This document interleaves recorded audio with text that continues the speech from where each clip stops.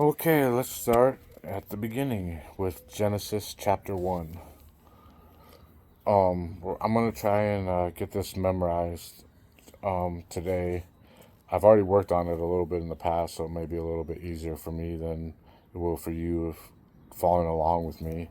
But I hope this content blesses your life and helps you to memorize scripture.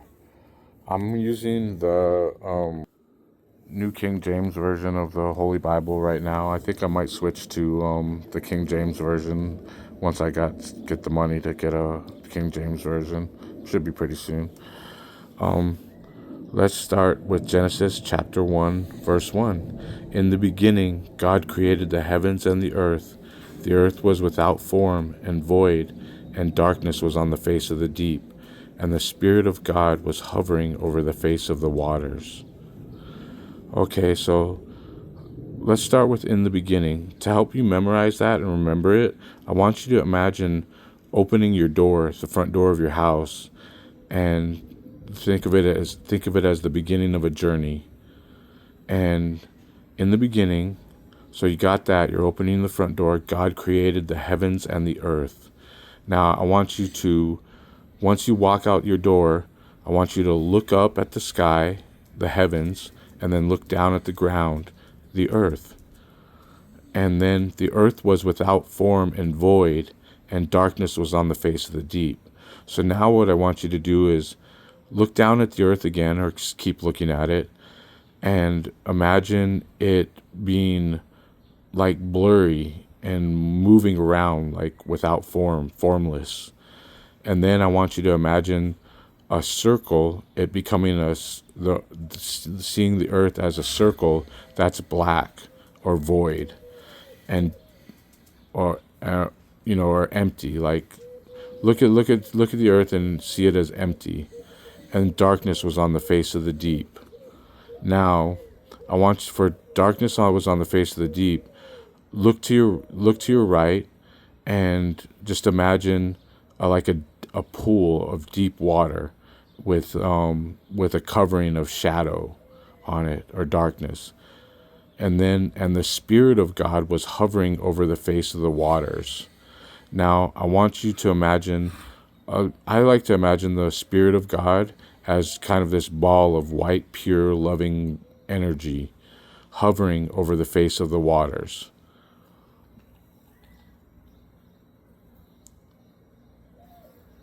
And and imagine this white ball hovering over that lake you're looking at with the darkness shadow covering it.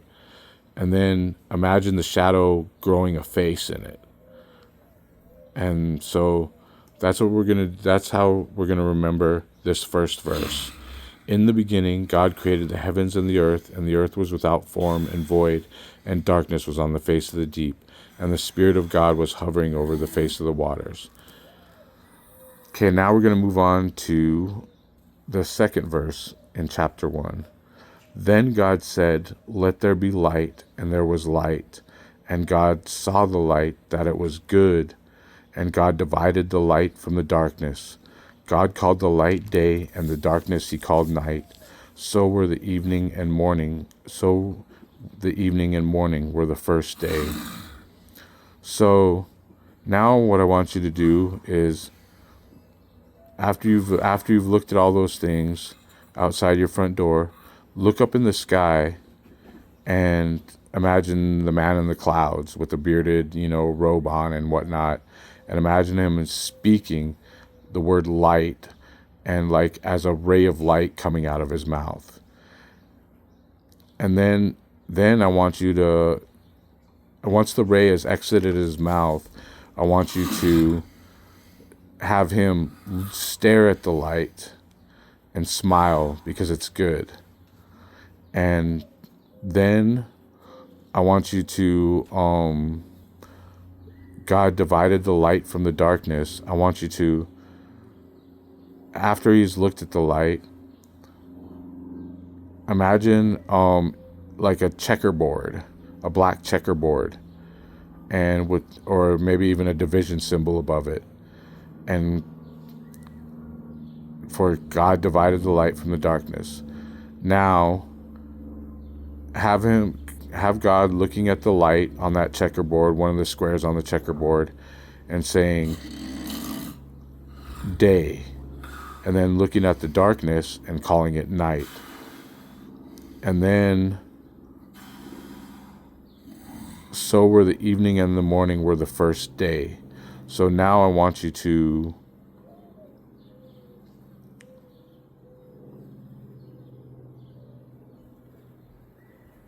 imagine, as you're standing out there, the darkness, the sky just growing dark in the beginning for the evening, and then the sun coming up where it normally comes up near your house.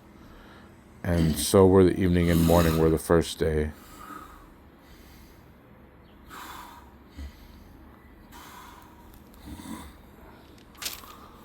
Now we go back to, then God said, let there be a firmament in the midst of the waters, and let it divide the waters from the waters. Thus God made the firmament, and divided the waters which were under the firmament from the waters which were above the firmament. And it was so. And God called the firmament heaven. So were the evening and morning. So the evening and morning were the second day. So now I want you to go back and look again at that guy in the sky who had just spoken the word light, and imagine him saying firm, and reaching out and maybe touching like a rock in the sky,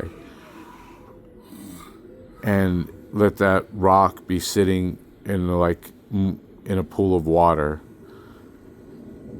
and him imagining probably the same waters that the deep was, the darkness in the deep, if you want to, in the midst of the waters, and let it divide the waters from the waters. So imagine him taking this rock and placing it in a pool of water, and then having the water go into like maybe a checkerboard again. Thus God made the firmament, and divided the waters which were under the firmament from the waters which were above the firmament. So now it's kind of repetitive. So maybe take the stone out and place it back in. Thus God made the firmament, and divided the waters which were under the firmament from the waters which were above it, the firmament. So imagine the second time he places the stone in the water, that the water separates to raises up on top of it and sits below it, and then God called the firmament heaven. So after you do that, imagine that. I want you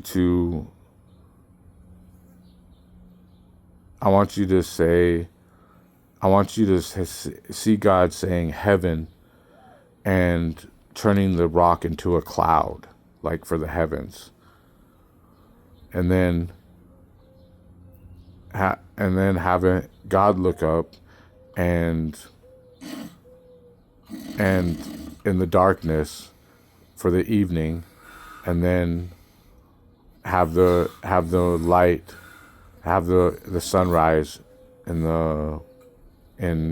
over God. So were the evening and morning of the second day. And just if you want to, you can imagine God holding up a peace sign, or doing his fingers for the second day. Then God said, let the waters under the heavens be gathered together into one place, and let the dry land appear. And it was so. And God called the dry land earth, and the gathering together of the waters he called seas. And God saw that it was good.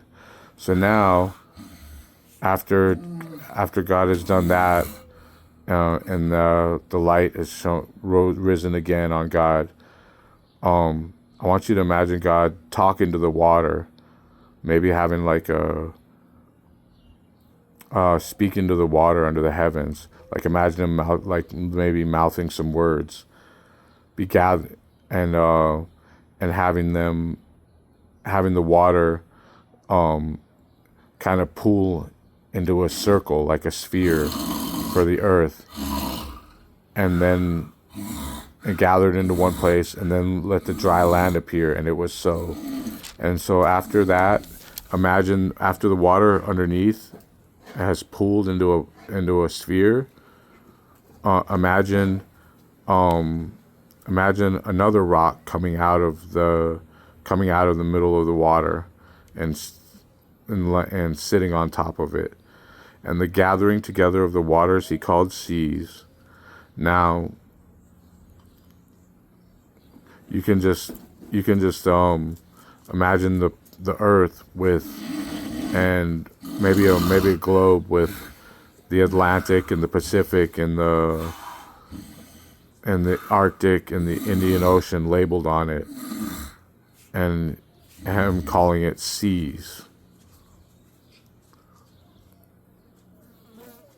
And then God saw that it was good. And so after he looks at the earth, and and the waters and the separation of the dry land and the waters, have him smile again. Saw that smile and nod while he's looking at it. Then God said, "Let the earth bring forth grass, the herb that yields seed, and the fruit tree that yields fruit according to its kind, whose seed is in itself on the earth." And it was so. So now I want you to imagine you're standing on a barren dust on the land, and then all of a sudden you look down and you see grass starting to sprout up all around you.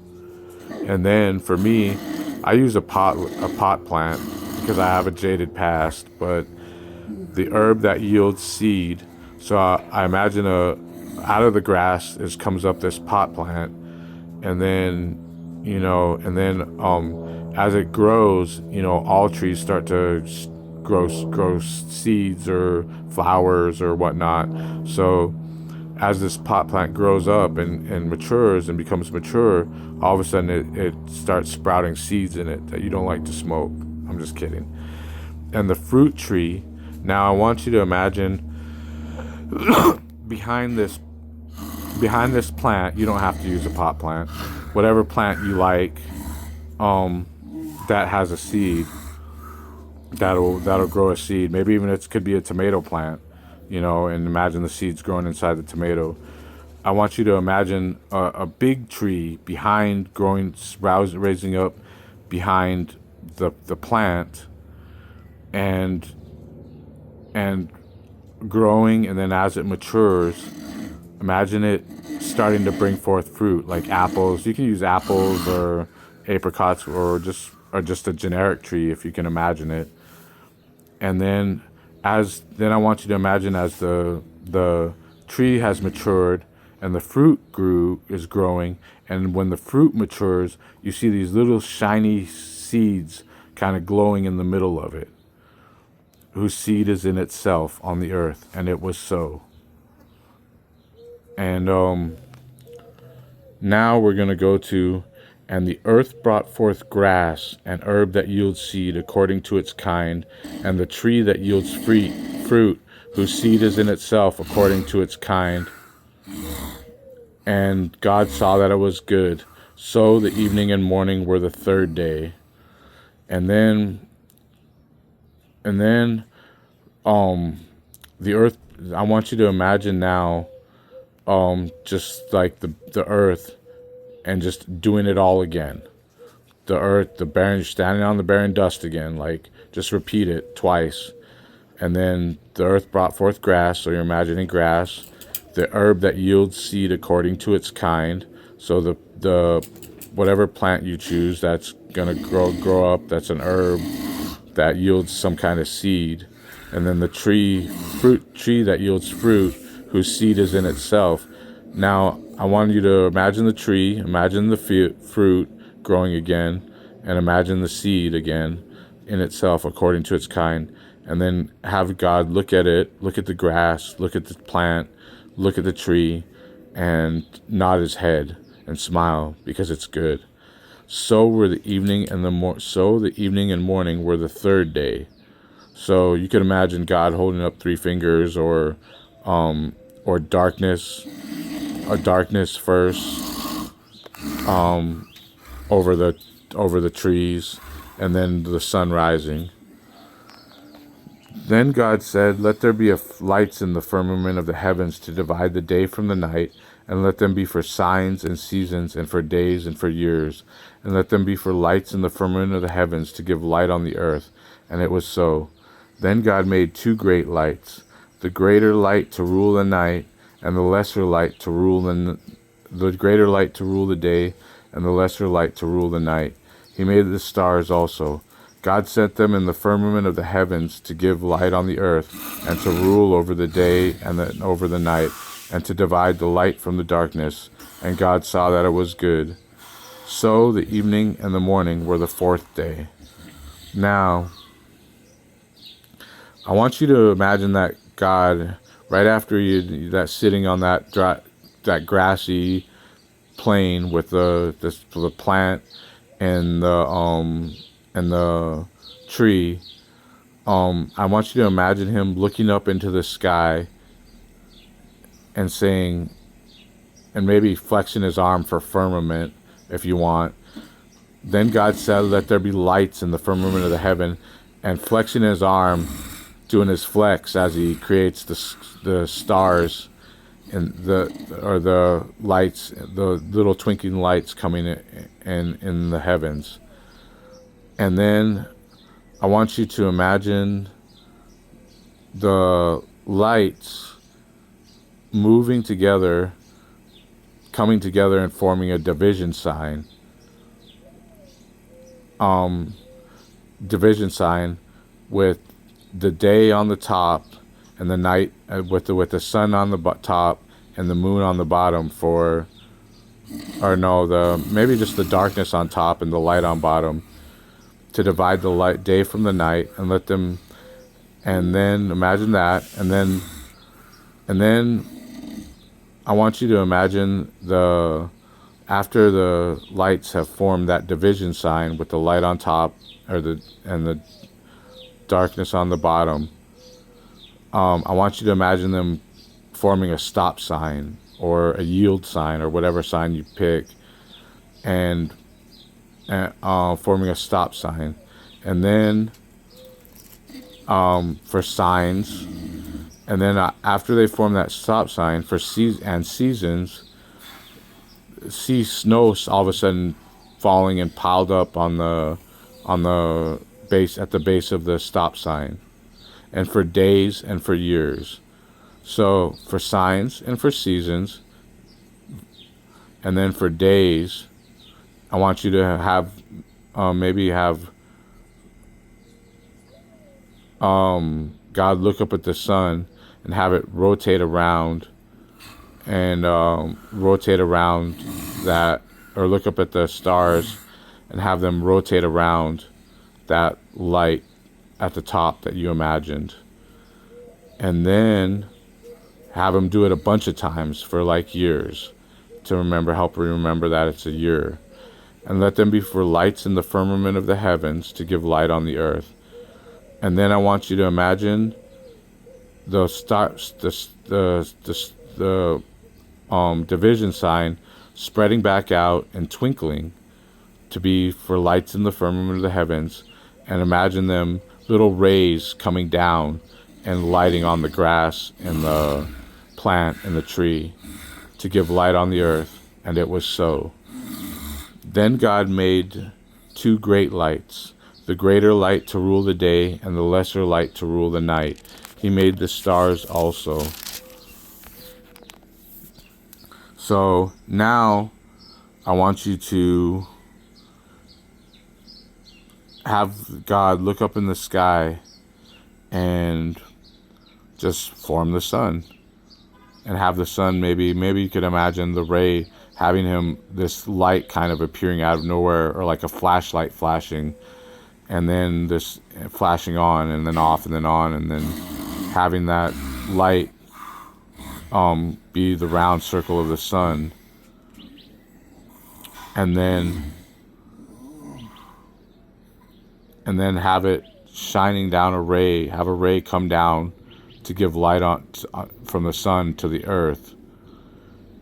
And then imagine a crown on the sun for ruling over the day.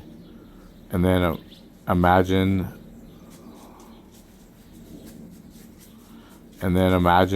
oh, I forgot the lesser light and the greater light, but we'll go back to that. We'll go back to that in my next video. And to divide the light, God set them in the firmament of the heavens to give light on the earth, and to rule over the day and over the night, and to divide the light from the darkness. So the crown on the sun, and then a crown on the moon too. So imagine a crown on the sun, and then it's like a gold crown and a silver crown on the moon. Imagining for a big light and a smaller light, and to divide the light from the darkness. So now imagine the sun shooting out a ray, and the sun and the moon shooting out a ray, and it going into the dark and making a checkerboard again. And God saw that it was good. So imagine God looking at the sun and the moon with the crowns and the checkerboard, and smiling again and nodding as he looks at it. So were the evening and morning were the fourth day.